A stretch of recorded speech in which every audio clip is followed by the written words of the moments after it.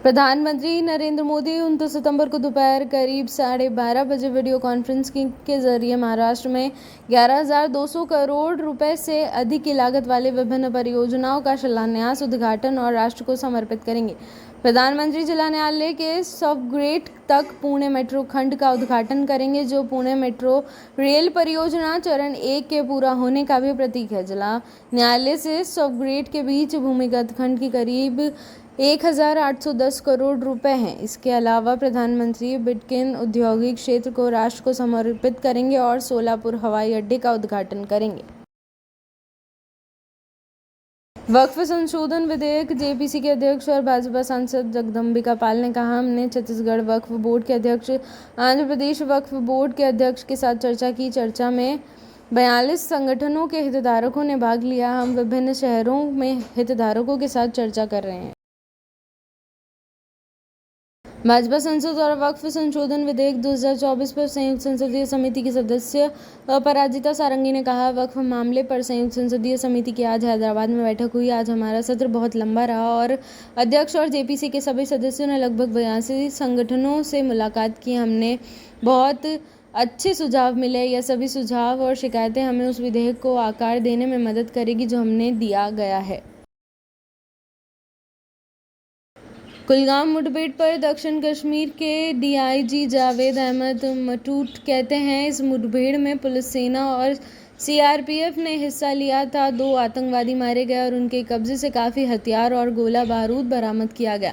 शवों की पहचान करना बहुत मुश्किल है। जांच चल रही है और हमने डीएनए सैंपल लिए हैं, लेकिन जैसा कि मैंने आपको पहले बताया, हमारे पास एक खास इनपुट था और उस इनपुट के मुताबिक उनमें से एक उमेश अहमद वाली ने है, जो कुलगाम के चावलगांव गांव में रहने वाला है। वह टीआरएफ से जुड़ा था और वह 2020 में इसमें शामिल हुआ था। वह पुलवामा, शोपिया, कुलगाम और अनंतनाग जिले में सक्रिय था और उसके खिलाफ कई एफआईआर दर्ज की गई थी। दूसरी खबर हमारे पास आकिब शेर गोजरी के बारे में थी। वह अगस्त 2022 से आतंकवादी संगठन से जुड़ा था और वह कई आतंकवादी गतिविधियों में भी शामिल था और उसके खिलाफ कुलगाम, पुलवामा, बडगाम जिले में कई एफआईआर दर्ज की गई थी। वह टीआरएफ संगठन से भी जुड़ा था और पिछले 2.5 साल से 2 AK-47 राइफलों में 5 मैगजीन, पिस्तौल और अन्य हथियार और गोला बारूद बरामद किए गए हैं।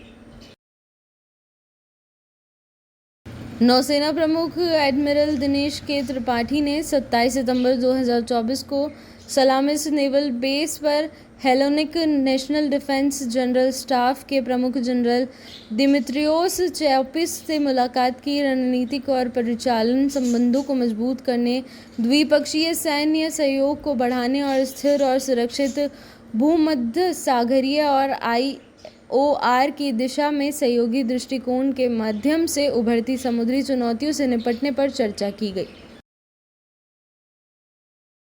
राजस्थान के सीएम भजनलाल शर्मा ने कहा, पिछले 9 महीनों में आपने देखा है कि हमने संकल्प पत्र में जो वादे किए थे, हमने उनमें से लगभग 50% वादे पूरे कर दिए हैं। मैंने राजस्थान के लोगों से कहा है कि मैं हर साल 1 लाख नौकरियां दूंगा। हमने पहले ही 33,000 नौकरियां दी हैं और इस साल 1 लाख नौकरियों का हमारा लक्ष्य पूरा होगा। कृष्णागिरी जिले के डेंकनिकोटोई के नागमंगलम में टाटा इलेक्ट्रॉनिक्स के कारखाने में तड़के भीषण आग लग गई। भोर से ही आग पर काबू पाने के लिए कृष्णागिरी और धर्मपुरी में 10 से अधिक अग्निशमन एवं बचाव सेवा वाहन तैनात किए गए हैं। अग्निशमन एवं बचाव सेवा अधिकारी ने कहा कि उन्हें सुबह करीब 5:30 बजे फ़ोन आया, जब पहली बार धुआं देखा गया और आग फैलाने पर 10 से अधिक वाहन तैनात किए गए। विशाल कारखाने के आसपास का आसमान धुएं से घना था, जो बाहर की ओर फैल रहा था। भोर से लगी आग को बुझाने के लिए धर्मपुरी के पालाकोड़े, कृष्णागिरी, बरगुर, डेंकानुटकोई, होसूर और रायकोटोई से अग्निशमन सेवा कंपनियों को भी तैनात किया गया था। अधिकारी ने कहा कि आग को पूरी तरह से बुझाने के कुछ और घंटे लगेंगे। धुएं से दम घुटने से 4 कर्मचारियों को होसूर के एक निजी अस्पताल में भर्ती कराया गया है। कलेक्टर KM सरयू ने अस्पताल का दौरा किया और कर्मचारियों की स्थिति के बारे में जानकारी ली। अभी तक किसी के हताहत होने या घायल होने की खबर नहीं है। टाटा इलेक्ट्रॉनिक्स प्राइवेट लिमिटेड ने एक विज्ञप्ति में कहा, तमिलनाडु के होसूर में हमारा प्लांट में आग लगने की दुर्भाग्यपूर्ण घटना हुई है। प्लांट में हमारे आपातकालीन प्रोटोकॉल ने सुरक्षित किया है कि हमारे सभी कर्मचारी सुरक्षित हैं। आग लगने के कारण की गई जांच की जा रही है और हम अपने कर्मचारियों और अन्य हितधारकों के हितों की रक्षा के लिए आवश्यक कार्यवाही करेंगे।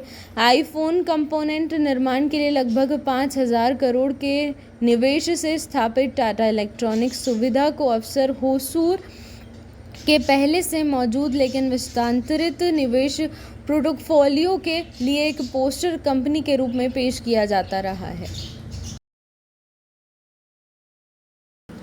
लेबनान के बेरूत में हुए हमलों में हिजबुल्लाह प्रमुख हसन नसरल्लाह और नागरिकों की मौत के बाद ईरान के सर्वोच्च नेता आयतुल्लाह अली खामेनेई ने कहा कि उग्र ज़ायोनी शासन की बर्बर प्रकृति का सामना आ गई है।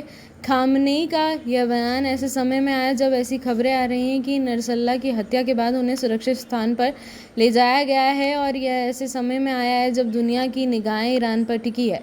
वह अपने सबसे करीबी सहयोगियों में से एक पर हुए हमलों के बाद क्या कदम उठाता है। ईरानी सर्वोच्च नेता ने गाज़ा में यहूदी देश के खिलाफ ईरान के प्रतिरोध की धुरी में एक और भागीदारी हमास के खिलाफ इजराइल के युद्ध को भी आपराधिक बताया और सभी मुसलमानों से हिजबुल्लाह और लेबनान के लोगों के साथ खड़े होने का आह्वान किया।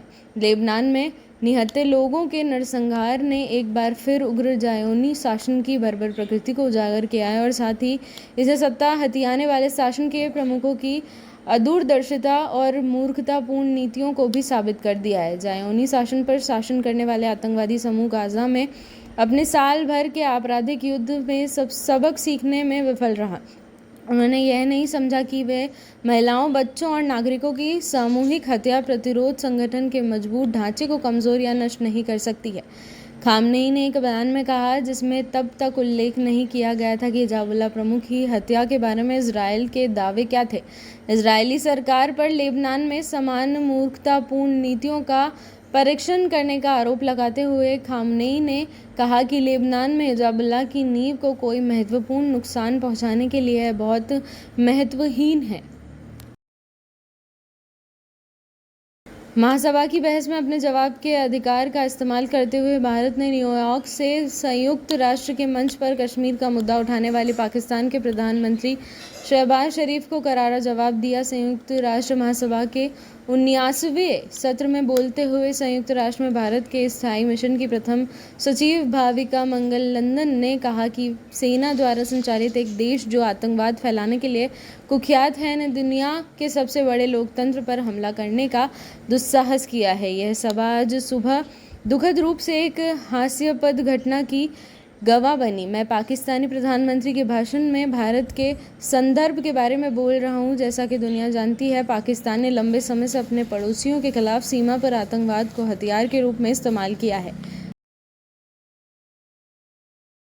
प्रधानमंत्री नरेंद्र मोदी ने कहा कि जम्मू कश्मीर के लोग शांति और अपने बच्चों के लिए बेहतर भविष्य के लिए भ्रष्टाचार, आतंकवाद और अलगाववाद से मुक्त सरकार की उम्मीद कर रहे हैं और कांग्रेस, एनसी और पीडीपी के संविधान का सबसे बड़ा दुश्मन बताया। विधानसभा चुनाव के अंतिम चरण से पहले जम्मू के एमएमए स्टेडियम में एक चुनावी रैली में उन्होंने सीमा पार 2016 की सर्जिकल स्ट्राइक का जिक्र किया और कहा, आतंकवादियों के आका जानते हैं कि अगर वे कुछ भी गलत करेंगे तो मोदी उन्हें पाताल में भी ढूंढ निकालेंगे। जम्मू कश्मीर में विधानसभा चुनाव का तीसरा और अंतिम चरण 1 अक्टूबर को होगा। इस चरण में 40 सीटों, जम्मू क्षेत्र में 24 और कश्मीर में 16 के लिए मतदान होगा। मोदी ने रैली में दावा किया कि भाजपा के लोगों में भारी उत्साह है। जम्मू कश्मीर के लोगों जो 3 परिवारों कांग्रेस, एनसी और पीडीपी के शासन के शिकार रहे, उन्हें वापस नहीं चाहते हैं।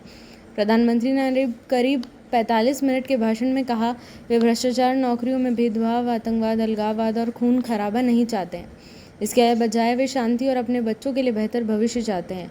मोदी ने कहा कि जम्मू कश्मीर के लोग चाहते हैं कि भाजपा सरकार बनाए और पहले 2 चरणों में भारी मतदान लोगों के मूड को दर्शाता है। पिछली सरकारों पर जम्मू क्षेत्र के साथ भेदभाव करने का आरोप लगाते हुए प्रधानमंत्री ने रैली में कहा, ये मंदिरों का शहर है, इस अवसर को बर्बाद मत करो। भाजपा की सरकार बनेगी और वह आपके सभी मुद्दों का समाधान करेगी।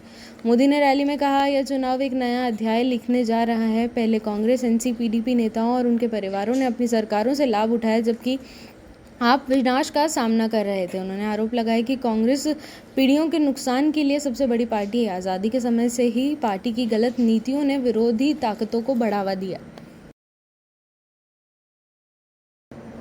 इजरायली सेना ने शनिवार को लेबनान पर घातक हमले किए, जिसके परिणाम स्वरूप हिजबुल्लाह प्रमुख हसन नसरल्लाह की मौत हो गई और 140 से अधिक स्थानों को निशाना बनाया गया। और रिपोर्टों में कहा गया कि हत्यारों में उनकी बेटी ज़ैनब नसरल्लाह भी शामिल थी।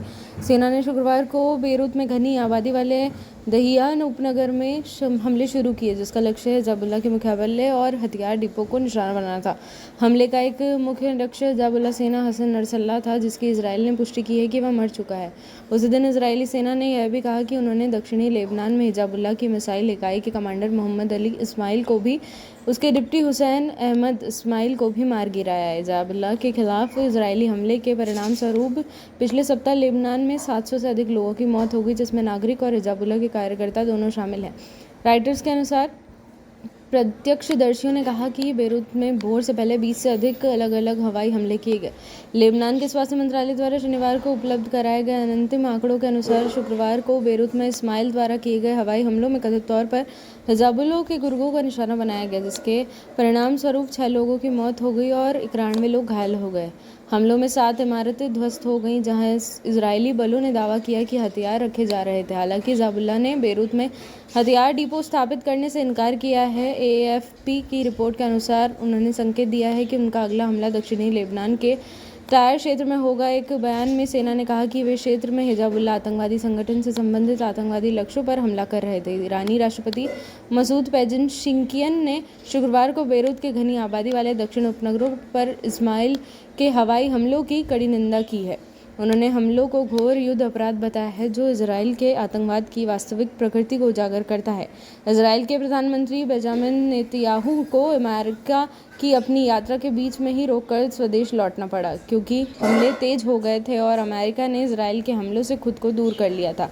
संयुक्त राष्ट्र को संबोधित करते हुए नेतन्याहू ने कसम खाई है कि इजराइल के हमले जारी रहेंगे और वे हिजबुल्लाह को नीचा दिखाते रहेंगे।